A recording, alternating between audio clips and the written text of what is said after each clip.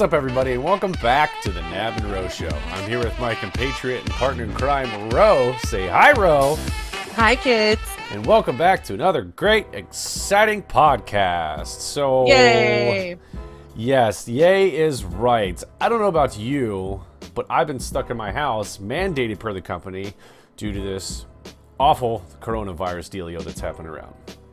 Yeah, I'm actually still working in our admin office. A lot of people have cleared out. Unfortunately, part of my job is taking phone calls. And so because there's so many people working from home, all of these devices that connect things to companies are shorthanded. Not as shorthanded as toilet paper, of course, but oh my gosh. there is a backlog of things. So, but half of the building has cleared out, and our offices are only seeing emergency patients, and there's only one doctor on site at our offices around here. So, Yeah. We're definitely as a company taking precautions. But yeah, so I will probably be working from home probably next week sometime, Right. until this lifts and we can come back. I work in a cubicle and not around a lot of people too, so I think we're kind of stuck in a corner area, and there's only 6 of us. Yeah, so yeah. It's not as bad as like high traffic places. So Yeah, or for example, It's- my position where I literally just go from vet clinic to PetSmarts and Right. stuff like that, and it'd be selfish of me to go out. Let's say if I did get sick, and all of a sudden I'm just a carrier spreading it to everybody in Cincinnati, which I don't want to do. Absolutely. Yeah. So, Yeah. and I'm not going to get on my soapbox. I know you don't want to either, because that's a dangerous rabbit hole we don't want to go down to talking about this topic. But course. we are going to put a focus primarily on what do you do? You're stuck in your house. You're with people that you love. Hopefully, you don't end up wanting to kill after 8 weeks of being stuck in your house. So, what do you Right. do? Where do we focus? We're going to start with board games and talk a little bit about our board games.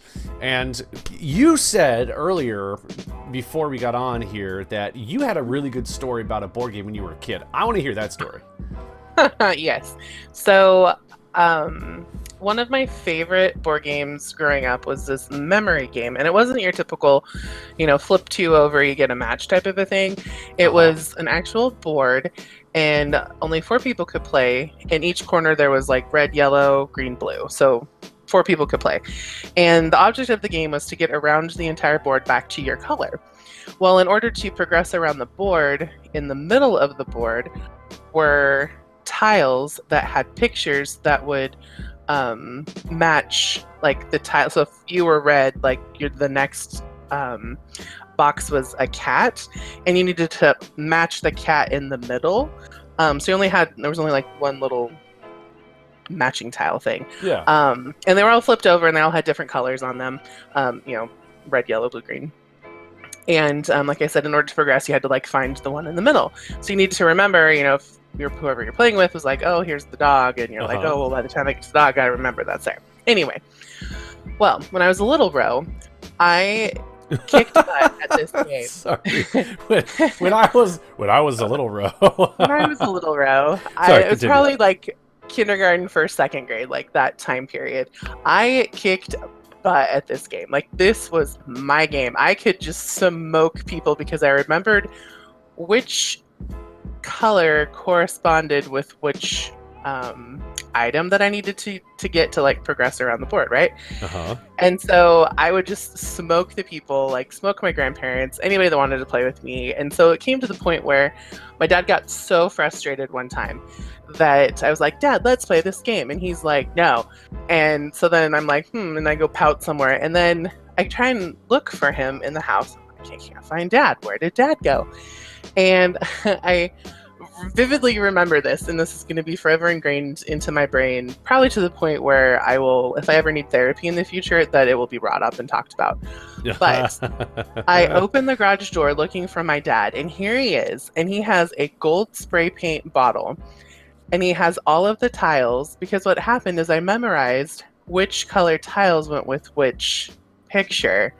So it was an unfair advantage for those newcomers because they had no idea which pictures were underneath what color, right? So he ended up spray painting the back of all of my tiles gold, so I didn't know which color, which picture, which color anymore, which I just lost my crap, and I was like screaming, and my sister and mom come out, and they're just like, what is going on? And dad's in his bathrobe, like spray painting the back of these tiles, and I was so devastated. It's just, so devastated.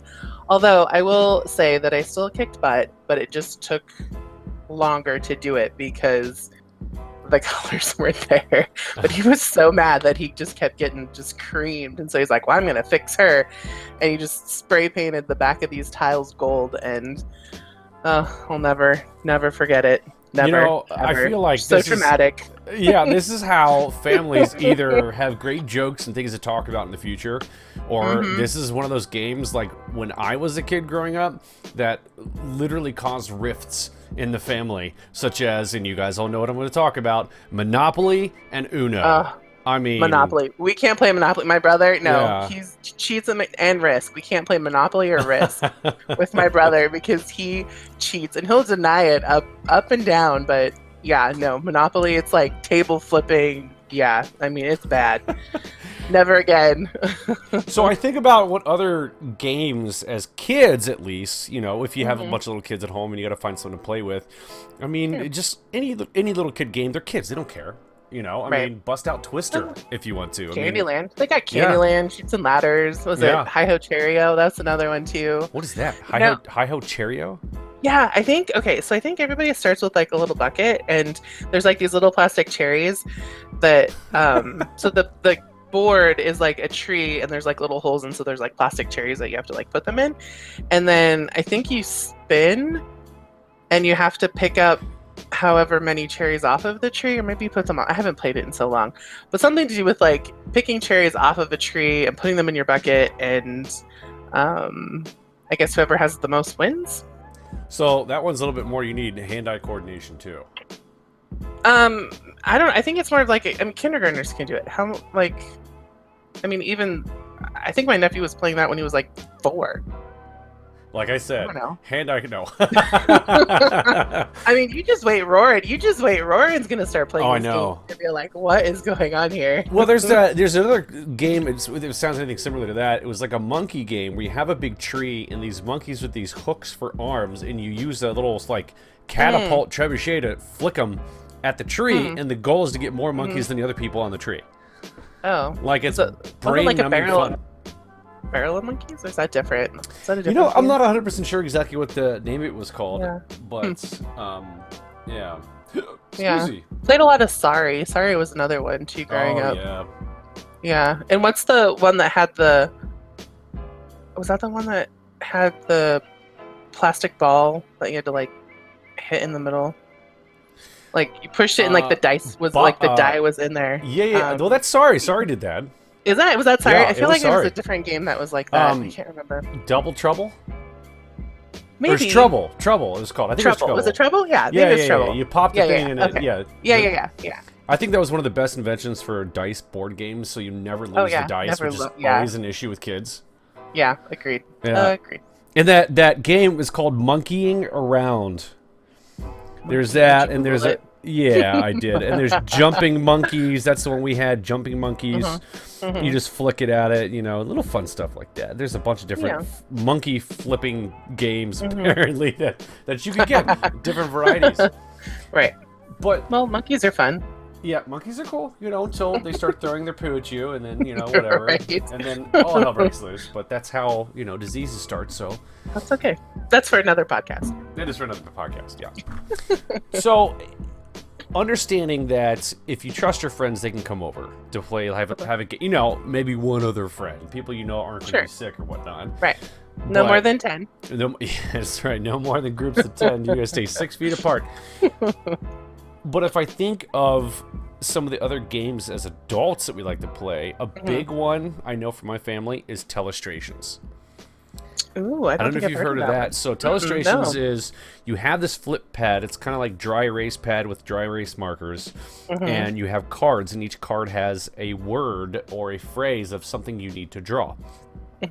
So no, I'm gonna suck at this. I can't draw. Oh, it's I'm a great bad. guesser. You want me on your team for guessing? Like I am there, but drawing, yeah, no. Well, here's Nope. the thing: you have to do both. So Oh. you get your card, right? You write you don't draw. You write the name of what it is you're trying to do, and the person next to you has to draw it. And then they pass the card, and the person after them has to guess their drawing. And then the person after that needs to draw what the guess was again. So it's like telephone. So you keep passing it around. You start off with a word. It could be like banana, and it ends up being completely something dirty. You know, like it's. I think I played something similar. I think what did we call this? I think we called this telephone Pictionary. Yeah, something like that. Exactly. Yeah. Okay. And just like the monkey game, there's probably a bunch of different ones out there. It's just Telestration is the one that we actually played. Man, there is a game we play. I don't know if you've heard of this. It's called Unstable Unicorns. No. Oh my god. Unstable Unicorns, just like Cards Against Humanity and all that, they have dirty packs, they have regular packs, they have, you know, all these different ones. I played Cards Against Humanity. I think that's a pretty much a staple in adult gaming world, I would imagine. Oh yeah, absolutely. Yeah. I mean, that anytime you go to a friend's place, it's typically it's Cards Against Humanity or something like Cards Against Humanity. Sure. Yeah, absolutely. Yeah, but it still, as adults, we try to stay away from Uno. Again, just saying, if you make me draw 4, we might not be friends anymore. We used to play Uno Attack, where like the machine would like, you know, spit it out. Spit cards out, yeah, and it was just forever long. Oh, that was good too. We played that. And we broke a lot of those machines too. I think we went through like 2 of them. We played it so much. It's not like you have to draw 2. It's literally push the button, you might get 12. Yeah, right. Oh my gosh, yes. Yeah. We had, on the topic of Uno, we had one called Harry Potter Uno, which was actually kind of fun. Ooh. So there was a card called a Howler. So it's a card where if you play it, it's a wild. Whoever you play it on has to yell out all their cards to everybody. Oh, jeez. Yeah, just like the Howler message that Ron got from his mom, and I think it was the first one or something like that. Second one. Yeah, I know. Someone's going to yell at me if we don't get it right. Card. Yes. Yeah, she yelled at him for taking the card, and she's like, "Oh, and Harry, blah blah blah." Oh, and Harry. Oh, dear Jenny. Yeah, but that was fun. But not a lot of people like to play Uno with me. I don't mind it, to be quite honest. I think we play that. We play a lot of Phase 10. Ooh, what's that? As well, I'm not sure. So it's a cross. I want to say like a cross between Rummy. So basically, to win the game, you have to complete 10 phases, hence the name, Phase 10. And there's these different phases that you have to complete before you can move on. But then if you go out, so each round, the person who goes out gets 0 points, and they move on to like the next phase if you lay the phase down. If you don't, then you get like a ton of points, and you just lose miserably. But it's a good game. I mean, I feel like I play that a lot. I play dominoes quite a bit too, and not just like the let's build a long train and then knock them over dominoes, but an actual like domino game. Yeah. And my brothers, my one brother started playing Settlers of Catan, and that's one that we usually play when all of us kids get together. Ooh, I like that one. That one has started fights too. Yeah. But yeah, so we play that, and then Cranium. See, okay. Ooh, I know Cranium. Yeah. Cranium is great. So much fun, right? And me and my sister-in-law are always teammates, and people don't want to play with us anymore because we're so good, and I always want to play that game when we're together, and it's just not fair because we're so good. We shouldn't be punished because we're so good, but people don't want to play with us anymore because we are so good. Now, Cranium also comes as a Wii game. Oh, which I have. Yeah, I mean, it's a little bit harder. Like using a wireless remote to try to draw something is horrific. Oh, yeah. Yeah, it's really, really bad. But no, Cranium's, I totally forgot about that. I used to play it a lot as a teenager with my family, and it was a blast. I played a lot in college too. College was a good time to play that. Yep. But I want to go back to when you were talking about dice. Oh, yeah. Have you heard of this game? And no, I'm not being racist. It's what it's called. So everybody thinking that, back off. It's called Mexican Train. Have you heard of that? No, I've heard Mexican train dominoes, but not Yeah, well, it's dice. same. Oh, sorry, not dice. Dominoes. Yes, Oh, dominoes. Did I say yes, dice? yes. I meant You dominoes. said dice. Yeah. Yes, I love that game. It is Yeah, no, that's so what we much play. fun. Yeah. Mm-hmm. That is Yeah. fantastic. Yeah. My mom ended up my sister ended up painting these like little tile holders, and then we ended up getting these because in the yeah, like you're supposed to start like in the center, and then everybody has like these little like trains and things. Well, there's this thing that you put them in the middle of it. Whatever number you're starting with, whether it's like 10, 11, or 12 or whatever. But you press it down and it makes the choo-choo sound. Oh my gosh, yes. It's so annoying, but I- great. And then everybody just kind of goes off because of the centerpiece. And then by the end of the night, the battery is taken out of it because nobody wants to hear it anymore. Pretty much. It's Yeah. like if you touch that one more time. Yeah, we have the one that is just like a centerpiece. Mhm. So you put the middle domino in the middle of it, and you just kind of build off the corners Build of up it. from there. But Mhm. there's no noisemaker. Thank God. Ah. So you don't have to deal with it. My buddy who introduced me to Mexican Train, he had the noise-making one, and I was like, I'm telling you what, man, this friendship's over if you press that stupid button one more time. Right. I'm not doing Yeah. that. Yeah. But that was another good one. So Yeah. board games are good. Have you ever played any of those real intricate board games? I know my buddy Matt, he's really good at those. He has a lot of those really detailed, how you have a mission and all these like 50,000 pieces to play with, and there's like, you know what I'm talking about? I don't. I mean, you're not puzzles, right? No, it's an actual board game, and that's the thing. I don't know much about it, and there's a multitude of different ones out there. Dungeons and Dragons, not the actual D&D, but there are actually board game versions of something like that. And I'm probably some of my friends who actually play those are going to yell at me like, you don't know what you're talking about, which I don't. I'm honest. Right. I really have no idea. But there are Sure. board games that are so detailed that there's so many moving pieces to it, not just physically moving, but literal, Right. a bunch of different things you can do to try to play these campaigns. A game could last weeks, if not months. Yeah, my soon-to-be brother-in-law, he is a board gamer. And he has so many different board games. He's definitely broadened my board game playing since I've met him, and he's been part of our family. But he plays intricate games like that too. I so much have not been introduced to them, like I said, until he joined our family. But he's got a lot of those types of games, and he enjoys playing those too. And so I played a couple different ones. But one that my mom and my one brother and my sister and I usually play when we get together at the beach or camping is a game called Acquire, and it's a stocks and bonds type of a game. And yeah, it's, I don't know, my mom had this. It's part of, I guess in like the 60s or 70s, they had this bookshelf game type series or something where they had like backgammon and this Acquire game and like 4 or 5 others. But when the box that it came in, the binding of it looked like a book, and so you could just put them on like a bookshelf, so it looked like you had a series of books, but they were actually board games. It was actually really interesting. And so anyway, my mom ended up finding these a long time ago, and so we started playing. But it's a stocks and bonds game, and that's probably as intricate as you can get with it, but it's a lot of moving pieces to you, and trying to kind of play the market on that. So it's really interesting. If you're kind of into that whole thing, Acquire, it's a great game. Acquire. Highly recommend it. Yeah, we're definitely gonna look at it. And as we talk about these specific games, as you guys have seen already, there's little snippets of the picture of the games that we talk about or whatnot, just so if you are curious, you want to go out and get them, at least you know exactly what we're talking about. So I'll try to find those and put those down there. But to that one, the stock market, have you heard of a game called Pit? It's a card game. Yes, I've heard it. I don't know. I feel like I've seen the box, so I feel like I may have played it, or I've had the option to play it, but didn't choose to play it.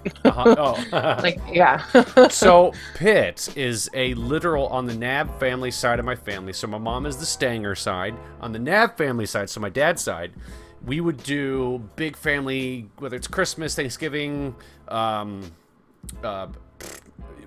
what's the word? All your family gets together. You have a family reunion. Wow. Being home too long is getting in my brain. Words are hard. Words are difficult. English is not my first, but it's the only one I know. I don't know what the problem is.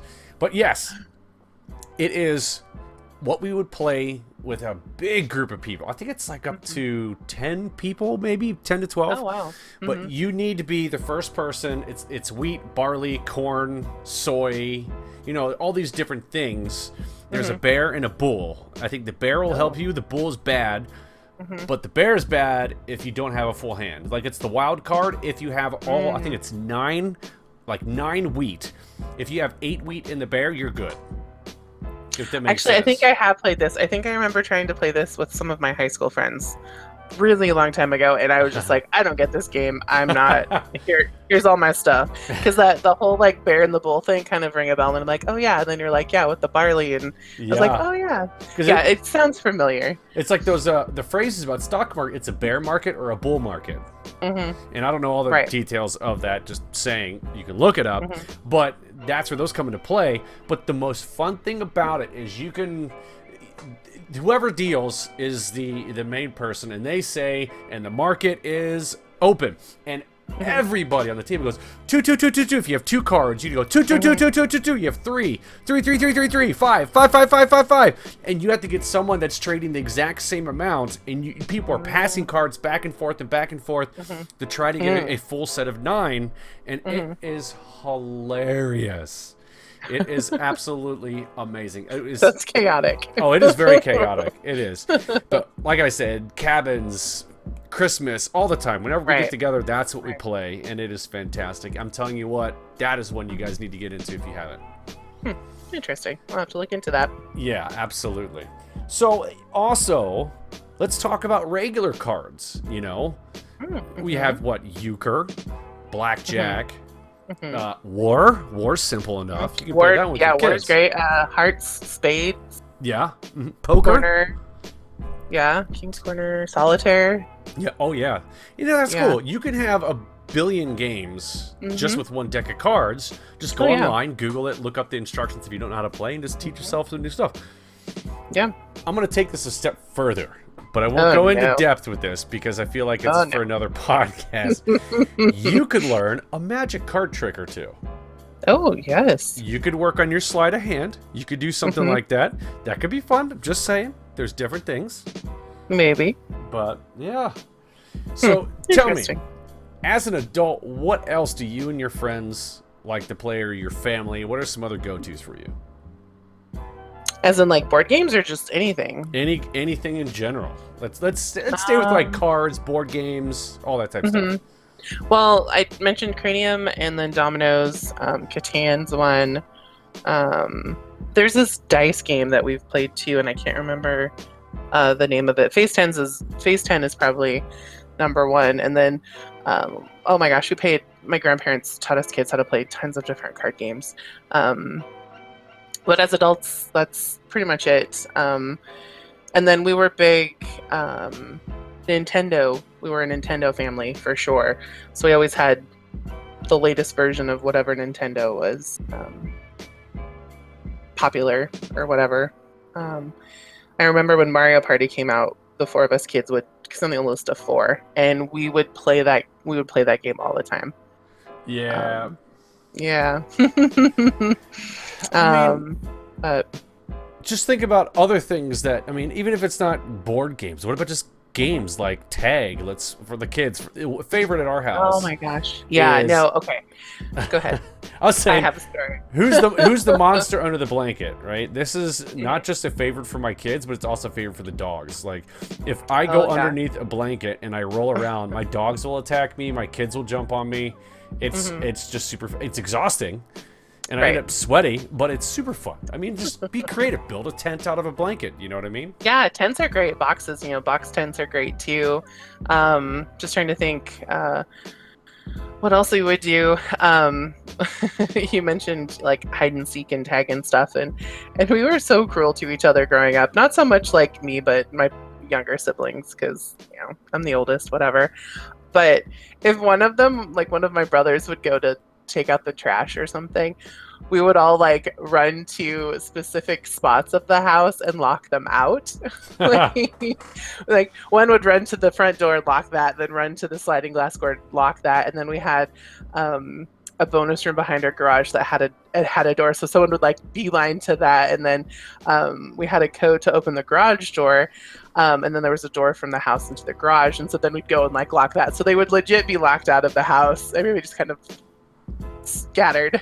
Oh my goodness. And had their plans. Yeah, we were pretty cruel. Until the one sibling started screaming. Yeah, until we got yelled at by mom or dad to like let them in, because they were like ringing the doorbell consistently. Yeah, but well, there's, I mean, sometimes there's what ghosts in the graveyards and oven. You can play at night if you want to go outside. Yeah. I mean, obviously it's a little colder out there right now, but I mean it's warming up. It's supposed to be in the 60s. It's already getting warmer outside, so you need. Yeah, definitely. I mean, yeah, when we would go camping, we and I think I mentioned this to you that the old batteries that we had, like the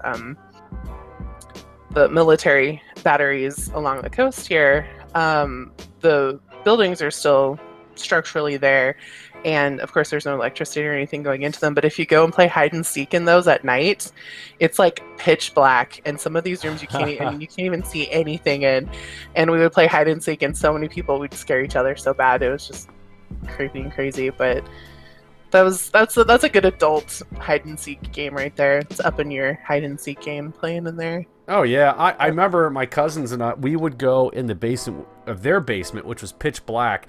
The only thing that you could see is this little nylon mesh around their scuba tank, and that was the only thing that would glow, but it was pitch black, and our thing was try to hide from each other, but all you could do was crawl around, and it was so dark your eyes never got used to it. Oh gosh. Pitch black, and you'd go around, and it was so much fun. I always used my imagination and pictured that I was in some, mysterious place trying to hide from somebody else, or like, you know, an alien was getting, just stupid things like that. And here's what I'm gonna say, Ro. You guys need to be like kids again while you're doing this. Use your imagination, and I'm telling you what, your stress level will go down. You'll feel so much better. Just in general, you'll be happy. Yep. Play. Just play. And that's my opinion, personally. Yeah. Yeah, definitely. And it brings you, it's togetherness time and, good bonding and quality time with each other. And yeah. Everybody complains that they don't have enough time to spend with each other. Well, now here's your time. Yeah. Yeah, exactly. Here's the time to spend with your family. It's one of those things where you want it, and you have, you're like, oh my gosh, please can I go back to what we were doing before? Right. Yeah. Exactly. So, Ro, I know you're going to talk a little bit about video games, but I think we could even make that one right there, that topic, I feel like we could make an entire podcast in itself. Oh, yeah, absolutely. There's so many games out there. Oh, yeah. Absolutely. So I think we're going to cut this one here talking about some of the general, board games and other games we'd play that doesn't involve using electronics or anything like that. Yeah, and then, there's a lot. Yeah, and then we'll record another one talking about video games. So if you're a gamer like me or Ro, we'll talk about what we typically do. Yeah. Awesome. I think that'd be great. Yeah. Well, guys, thank you so much for listening to this podcast. If you like the podcast, go ahead and jack that like button right in the nose. Don't forget to tell your friends and family about the Knab and Ro Show. And as always, this podcast is a wrap. Till next time, kids.